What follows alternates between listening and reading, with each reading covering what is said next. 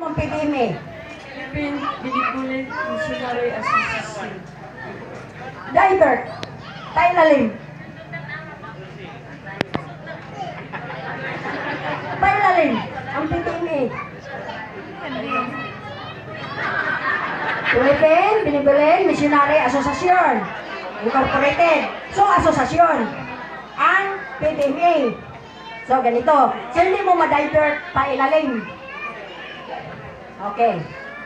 Aking tanong, aking sagot. So, muna yung ako nagsuko, ako gyapon magtrabaho. Ha? Hindi ka sayok. Para naalam ko ka istorya ba? Ganito.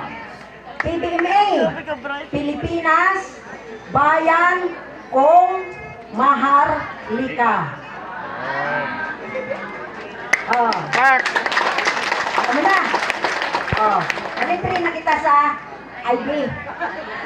Kasi nasagot mo man yung Philippine Binubilin Missionary Association. O doon ka sa RD ko. Si Juliet Litin Idiota. Regional Director ko. Ay, ako maglibre sa'yo, General Consultant. Libre ka, ako magbabayad.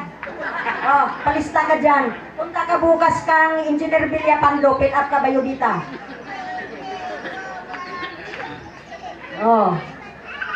Sige, mayroon pa akong itanong.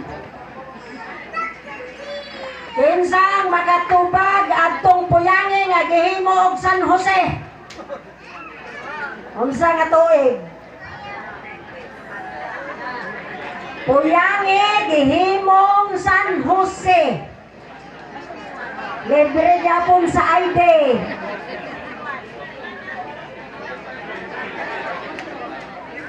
Wala na yoy makatubag. Siguro no katong mga lumad na mga PBMA, so wala na, so passing by.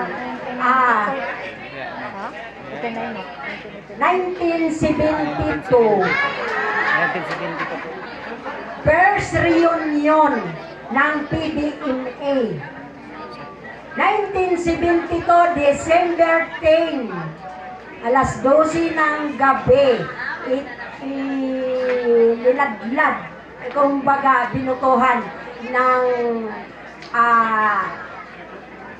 sa magkapatid ni Divine at saka ni Tatay Isik na nahimo pa nilang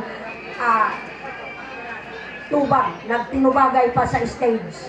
Kay dili musubot si Tatay Isik na ang puyangi buhaton og San Jose.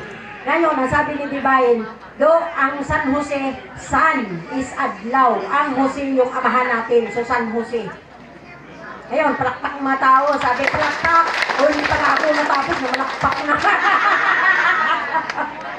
Di po kayo ha, ay ano lang, excited.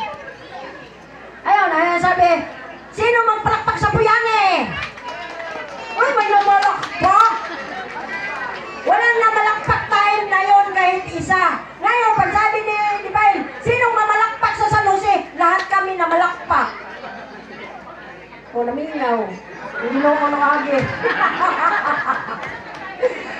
Yan ang first reunion ng San Jose. Magkaroon tayo ng second reunion. Ito ngayong buwan na to, inayos lang namin. Kasi si Mami is spas, hindi ilang kami pwedeng maglungkot-lungkot. Bawal sa amin lahat yan. Sa atin, kayo mga membro, kailangan tayo masaya tayo, hindi yung naglungkot kasi